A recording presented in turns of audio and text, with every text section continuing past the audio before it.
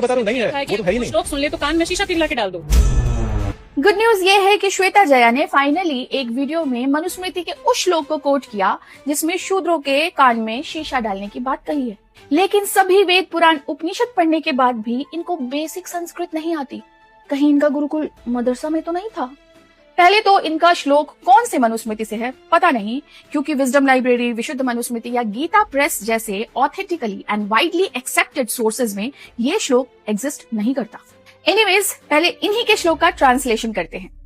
श्रवणम तु सुदृश्य वेदस्य अध्ययनस्य च तस्य कर्णौ पिघाय आज्यम तप्तम द्रावयेत द्विजः। यदि कोई शूद्र वेद का पाठ करे या सुन ले तो द्विज मतलब उच्च वर्ण उसके कानों में पिघला हुआ गर्म घी डाल दे, क्योंकि आज्यम का मतलब घी होता है, शीशा नहीं। अब मनुस्मृति के 8.272 के उस श्लोक को देखते हैं जो विजडम लाइब्रेरी या विशुद्ध मनुस्मृति में अवेलेबल है। धर्मोपदेशम दर्पेण विप्राणाम अस्य कुर्वतः तप्तम आसे चयेत तैलम वक्त्रे श्रोत्रे च पार्थिवः। अर्थात यदि कोई व्यक्ति अहंकार के वशीभूत होकर किसी ब्राह्मण को धर्म का उपदेश देता है तो राजा को चाहिए कि उसके मुख और कान में तपता हुआ तेल डलवा दे। हैव यू नोटिस्ड, यहाँ शूद्र शब्द मेंशन नहीं है और ये किसी भी अहंकारी व्यक्ति को एड्रेस कर रहा है। इसीलिए विशुद्ध मनुस्मृति में इसे प्रक्षिप्त माना गया है, क्योंकि ये पर्टिकुलरली शूद्र के लिए है ही नहीं। और दूसरी बात कि मनु द्वारा निर्धारित वर्णागत दंड व्यवस्था के विरुद्ध है। अब हम 9th सेंचुरी के धर्म शास्त्र एक्सपर्ट मेधातिथि की कमेंट्री देखते हैं, जिन्होंने शूद्र लिखा है। शूद्र गुणवाचक है जिसे वैदिक नियमों का ज्ञान नहीं है, क्योंकि श्लोक में दर्पेण अस्य मतलब कोई भी अहंकारी व्यक्ति की बात कही गई है।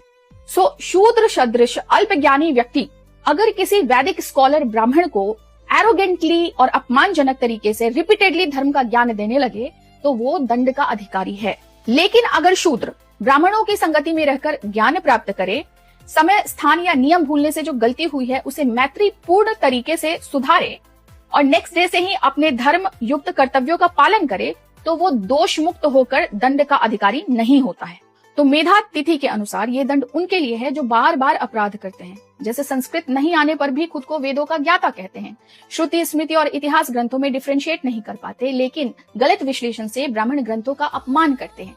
तो ऐसे लोगों के कान और मुख में गर्म या तपता हुआ तेल डाल देना चाहिए, जिससे ये पाप युक्त वचन को ना तो सुन सकते हैं ना बोल सकते हैं। सो खुद को ब्राह्मण बोल के ब्राह्मण ग्रंथों का अपमान करना शायद सेक्युलरली कूल लगता होगा, पर एक्चुअली तुम लोग एंटी हिंदू सिविलाइजेशन फोर्सेस के लिए इडियोटिक एंड यूजफुल टूल लगते हो।